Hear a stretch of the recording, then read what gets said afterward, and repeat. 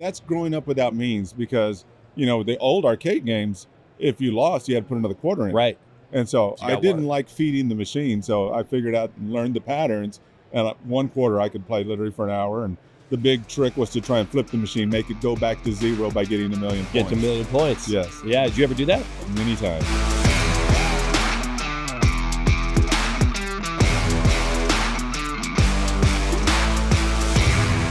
Welcome back to Strong Conversations, real stories with the leaders, innovators, and change makers in the building materials industry. My name is Sam Marcoux, and with me, joining me now, is the CEO of Hyphen Solutions, Dr. Felix Vasquez. Doctor, thank you for joining us here on Strong Conversations. It's my pleasure. Super happy to be with you here today.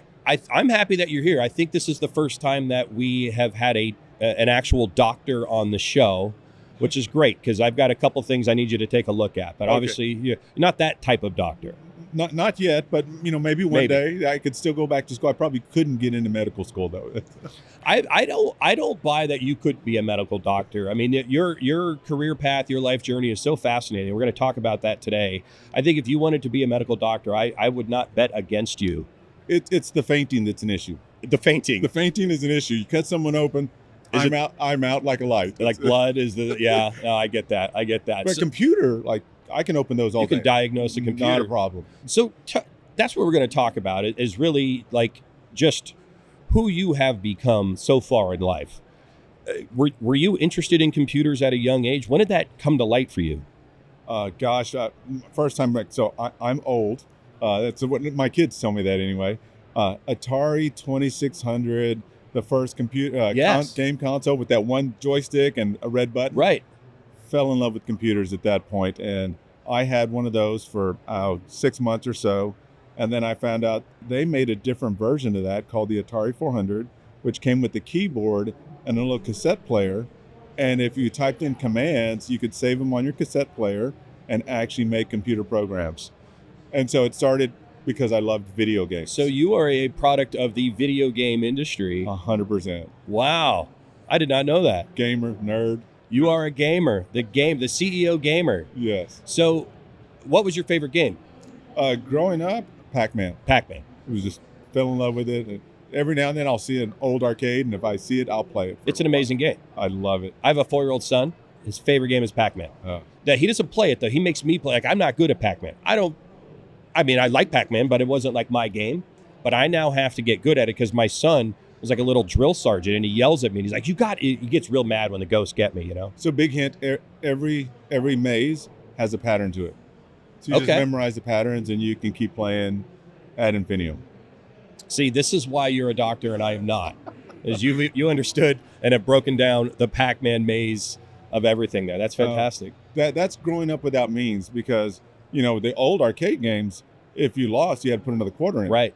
And so I didn't like feeding the machine. So I figured out and learned the patterns. And one quarter I could play literally for an hour. And the big trick was to try and flip the machine, make it go back to zero by getting a million points. Get to a million points. Yes. Yeah. Did you ever do that? Many times. Awesome. It saved me a lot of quarters. I think my claim to fame in video games is I was able to actually knock down Mike Tyson and Mike Tyson Punch-Out. That was an incredible game. Yeah. It actually is on my resume now. I'm in my 40s now, and I still put it on like a work resume. People are like, what is this? I'm like, well, it's pretty impressive. That was hard to do. Yeah. He's almost impossible. So, all right. So you get an Atari, and you get the Atari 400. And you can start coding and realize that there's options there. Yes. And then from there, your love affair with computers? The love affair with computers stayed forever. And I remember vividly my dad was one of my mentors, one of my heroes. It's like, will you quit playing with those things? No one's ever going to pay you to play with those machines. And I was like, Dad, this is the coolest thing. You don't understand there's a whole world here of stuff this thing can do. And we're just, scratching the surface of it. And same thing, like, no one's ever going to pay you to play with those machines. And I love telling him that story. Lots of people pay you to play with those machines. Exactly. So I stayed in computers and graduated from the Atari 400 to the 800 to 1200 XL. Got into high school, and they had Apple IICs and the TRS-80, which everybody used to call the Trash 80, with Tandy computers made by Radio Shack. But in 6th grade, I started attending a summer school for people interested in engineering. So every summer from 6th grade until I graduated high school, I spent 6 weeks in the summer school learning about engineering. So I thought I was going to grow up and become an electrical engineer. That's what I went to school for. And then I did co-ops, which are basically work sessions or work studies. I did that for the local plant, DuPont. And I figured, oh, when I graduate, I'll go work for them. And they were putting in the newest distributive control system.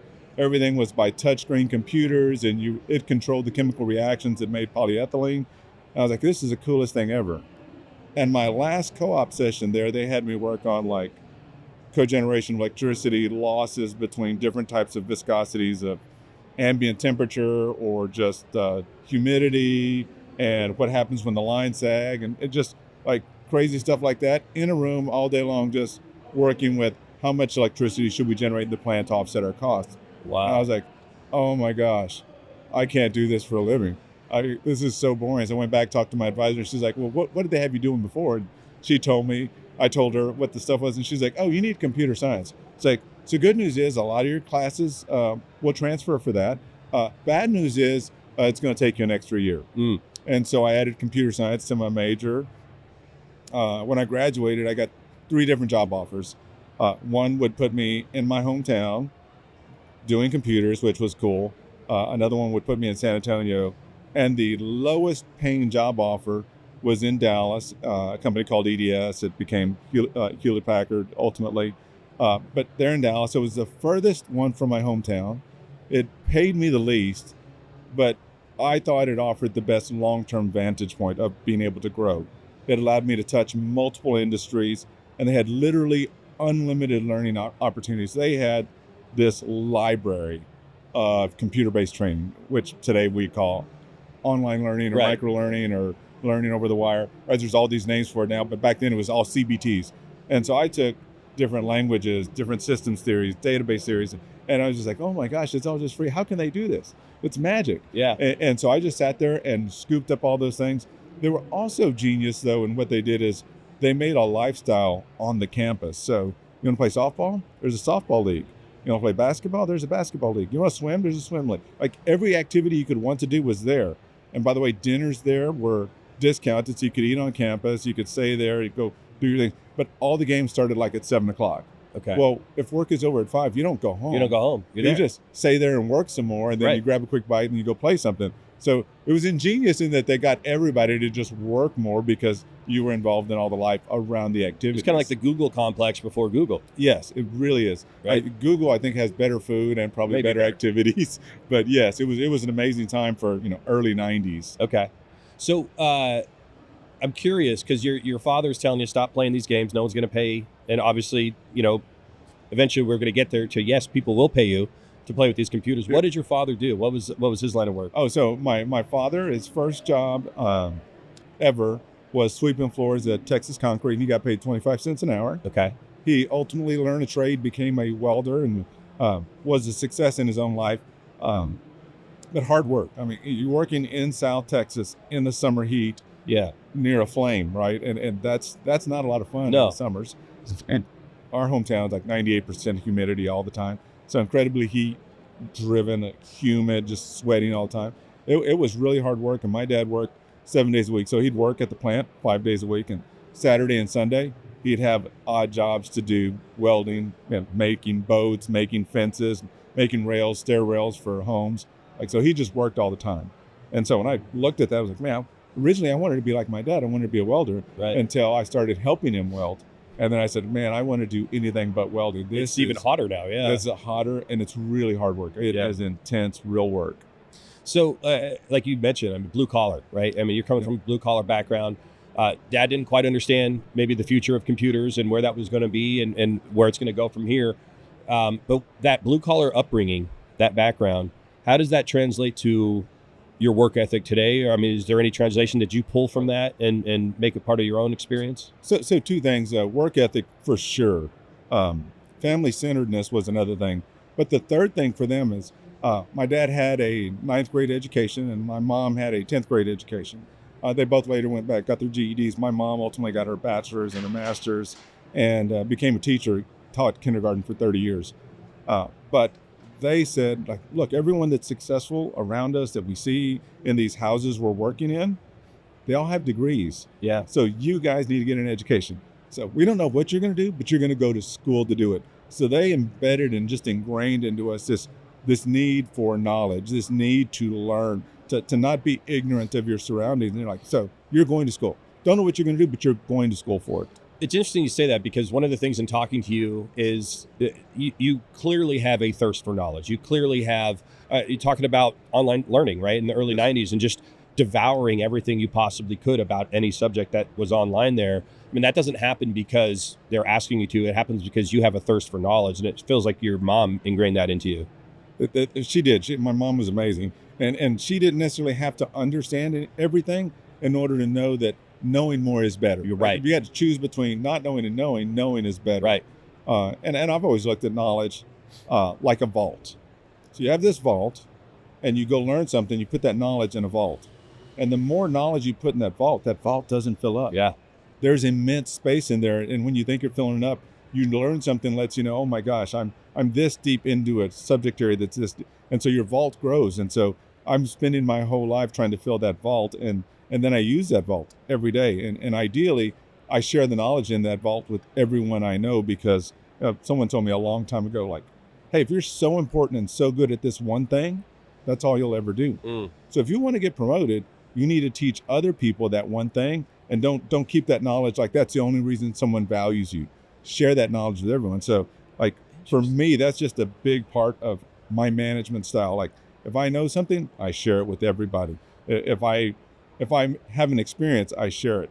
If we have a problem at work, I bring in everybody, because the problems manifest themselves in different ways to different areas of our company. So it could be in support, it could be in implementation, it could be in development. Like we'll grab everybody, bring them in here. Everybody lose their titles when they walk into the meeting room, let's have an open conversation. And by the way, the only bad idea is the one that wasn't said. Yeah. So put them all out here and let's go through all of them to find out. It's an interesting way of looking at it. Of like you're an expert, but if you don't share that knowledge, then who knows where else you can go, because you're almost bottle capping yourself there to say, oh, I'm only going to do this in this space right over here. But if you share that, it actually gives you a little bit more freedom and time to go find something else and maybe even become something bigger than you could have imagined. Absolutely. And it's interesting. Sometimes my terrible idea will come out to someone and they're like, oh my gosh, I like where you're going, but that's not possible. What is possible is this other thing. And right. We've had that happen a bunch of times. We're like, well, can't we do this and this? No. And you see the light bulb moment in their eyes when they're going, but we can do this. Yeah. And a lot of times we'll start with the thing. It's like, oh, it's impossible. You can't do it. You can't say, okay. Let's say we did do it. Let's say that we're sitting here and it's 3 months later and we did it. And we did it on time and on budget. What do we have to do? We can't do this anymore. And people will start with the things that we can't do. So we'll just start crossing those out. What's left is, even Einstein said, what's left is likely to be your answer. Yeah. And sometimes you just got to work through that and say, no, we did it. How do we do it? Let's look backwards and talk about the things. Well, isn't that what doctors do anyways? They eliminate what it could be and figure out what the diagnosis is from there. Absolutely. Because once you've eliminated everything, what's left has got to be the answer. It's got to be this. I love that. So talk me through, so you're in the early 90s and you eventually, so you're working over at IBM, yes. Right? How did you get there? So when I left the EDS, where I started out, but that was my lowest paying job offer. IBM was not my lowest job offer. It was a great move for me. And what they offered was, again, more exposure to different industries, but they were just growing so fast. The technology was changing. Right. And they have people at IBM called IBM Fellows, whose job it is to research and find stuff. And you might not have a use for that thing yet, but they'll figure that piece out later. It's going in the vault, though. So it's going in the vault, all the knowledge. So they're creating things at such a fast pace. So early 90s, we were working with near-field communications, which is like, oh, no one knows what that is. Ever heard of Bluetooth? Yeah. That's the near-field communications that became the standard. Right? But there was all these competing standards out there that were being built by different companies. We ultimately landed on one. The Wild Wild West. Right? Yeah. Exactly. And so how we were using it was in large-scale utility energy services companies, so people that produce electricity. And when people produce electricity, they need to measure your use of it so they can bill you for it. And how they did that was they had trucks that went everywhere, and a guy would park and get out of his truck and try to not get bit by a dog or a snake or yelled at by a homeowner who sees a stranger in their yard. Right. And then he would look at a meter and he would write down a number. Sometimes people could read it, sometimes they couldn't. And you think about that, you've got this thing that's happening, I'm putting it in an analog process, I'm writing it down. And then at the end of the day, I hand that to someone and then they take that analog process and they type it into a computer. And sometimes they mistype it. And Sometimes they type it correctly, but they couldn't read it, so they had to guess at the digits and all those kinds of problems that happen. And so what we did was we used near-field communications so that we put these antennas in the trucks, and the trucks just drove by the neighborhoods and automatically picked up the reading. So one, you need a lot less people. Wow. Two, you do it a lot faster. Three, the format's already digital. So putting that from this computer into another computer, just transferring the data. Just transfer. Like super easy, super fast, really correct, right? So the speed of billing, the correctness of your billing accounts, all those things just made huge amounts of money for our customers. Wow. So really, really neat technology, and we're probably on the early edges of that. But you run into other things too, like, and people come in after we turned it on. I was like, hey, this house got built like 9 times this month. No, that can't happen. Okay, here's the printouts. Okay, it can happen. When you remove the nose, right, you find out what happens. And so we find out, it's like, oh, these guys meet on Monday, Wednesday, and Friday to have coffee. And when they do, they go down the same roads. And so it picks up the signal. And so we're like, oh, you know what? We didn't do great requirements. We should have said, if I'm on your route and it's my day to get read it. Otherwise, you get the signal, just ignore it. Ignore it. Right. So you refine systems. You don't just turn them on and go like, okay, it's over. You refine them over time. So, building software is not the hard part. Maintaining it, enhancing it, improving it, changing the underlying technology when that wears out, and replacing it with a new one, although expensive, that's part of the software lifecycle. So I want to talk to you about that too when it comes to the builder space in our industry, and we're going to get there because I feel like there is a hurdle there that you and your company help overcome. But I want to pick your brain on that. But before we get there, you jump from IBM and you go over to D.R. Horton? Yes. Is that right? Yes. So what went into that move? So I was working on my MBA at the time, and so I was working, traveling all over the U.S., and IBM let me do the fun part of what I think jobs is, which is figuring out problems. So I'd be on a project, work on it, design it, figure out the new answer, and go like, here's what we got to do. And then someone else would actually go build that answer, and I could go do that again. And then I'd fly back in whenever they're having a problem, help them figure out the problem, and then someone would solve the problem. The fun for me was figuring out the problem. And so I was doing that and working on my MBA, and I had a test coming up that I hadn't studied for. So I changed my flight. I fly home a day early. I'm going to take off Friday, and I'm on the plane. I'm studying, just trying to get everything in, finally take a break. And the guy next to me says, what are you doing? I'm working on my MBA. He's like, well, what do you do for a living? I'm a computer architect, I'm a systems architect for IBM. And we started talking. That was Don Tomnitz, the prior CEO of D.R. Horton, a couple of times ago. And we just had a great relationship. It was right before Y2K, so everybody's worried about the computer systems. Yep. They were looking at doing SAP. And I knew who D.R. Horton was, right? I see their homes. I'm from the Dallas area. Right. And I was like, oh my God, it's an incredible company. And then you look at how complex the industry is, residential construction. We don't build like other countries build. Like, we built everything in the industry based on GIs coming back from the war, and we had local trades everywhere. We didn't build systems to deliver homes. We had prowess built in every city to deliver homes. And so our industry looks different from other countries, and we grew up with that real local knowledge, real people, real skillsmen, artisans building homes. And so that's how our industry is set up. So it looks different from other places, but the heavy fragmentation also means it's hard to invest heavily in areas when I'm only serving this geographical market. And in the early 90s, there were very few truly national home builders. Yes. You see that more now, right? I mean, you're seeing the consolidation where you have very, very large national home builders now, pushing 6 figures in terms of housing starts and closings every single year in a couple of cases. So that the industry has changed in that regard. It's completely. People used to call this industry, it's full of cowboys.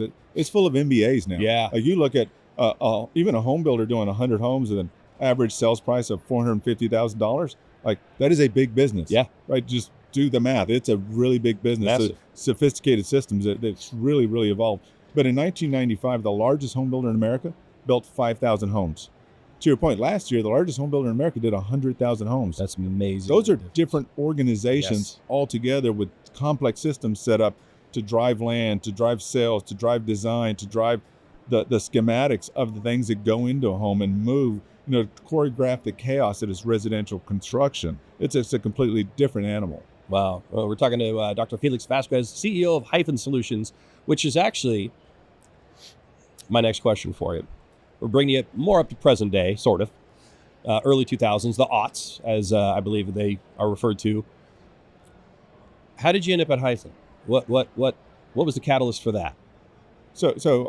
Coming from other industries, I was always really enthused by the things that we did at IBM and how just automating some pieces really created outsized gains. And when I was at Horton, we were one of the first adopters. Beazer, Lennar were all early adopters of the system. But you take a very complex process that's fragmented and differentiated by how they build in the different geographical markets, how they bid for product, the products they use to go into a home to build it.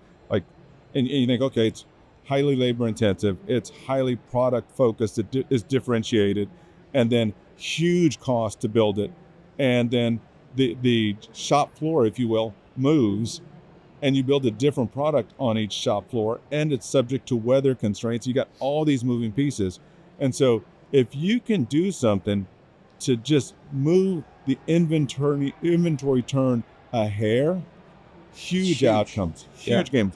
And that's a huge outcome at 5,000 units. If you're doing 100,000 units like some of these builders are, it's small gains in inventory turn and cycle time reduction, huge. The ability to coordinate with your trades. We can talk about siloed data, which we have different silos of data, whether it's internal to a builder, external to the trades. But just when something gets sold in a sales office, an upgrade, changing this countertop to a solid surface countertop like granite or quartzite, that's great and you make more money. But if it's done late in construction, you might have to rip something out. Right. By the way, if the trade isn't notified with enough time, he can't fabricate that top for you and get it to you. So just because it happens here doesn't mean it happened in your entire supply chain. And those kinds of gains with product that costs this much, like just huge, extraordinary outcomes. It's amazing. And I appreciate what you're saying too, because like you said, people think, well, home building is a bunch of cowboys, and they think it's simple. And the concept is simple in terms of building a home, in my opinion, in terms of just overall. But when you actually dive into it and you get your hands dirty and you look at it, it's like, you ever go skydiving and then go skydiving and solve a Rubik's Cube and then pull that chute and land safely and do that? That's simple. That's simple, right? That's what it is. But it's horribly complex to pull it off. It's so complex. There's so many steps and the nuance that goes into every single thing. And like you said, all it takes is one unreturned call or a late thought bubble that happens, or just a homeowner saying, I want this versus that. And if you have a plan for it, it messes up everything. Yes. Right. So how does Hyphen help with a lot of this stuff? Because I mean, when we talk about our industry, we talk about technology, and I know we're wrapping up our time for this particular episode, but I have two questions for you. One, what is it, if you could kind of like wave a magic wand and change something about our industry right now, what would that be? I guess that's my first question for you.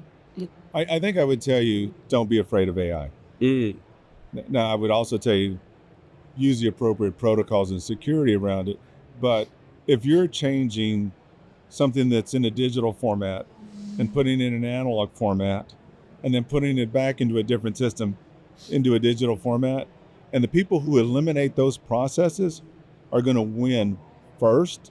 They're going to win bigger, and the laggards on that are going to be in trouble. Yeah. So I would wave a magic wand on telling people, don't be afraid to interconnect your supply chain. You need to do that, and the ones who do it first will win the biggest. I think I read recently in a book that AI will not replace people. It will replace people who don't have AI, though, meaning you have to embrace it, right? You have to embrace the technology and move forward and say, it's not the future, it's now.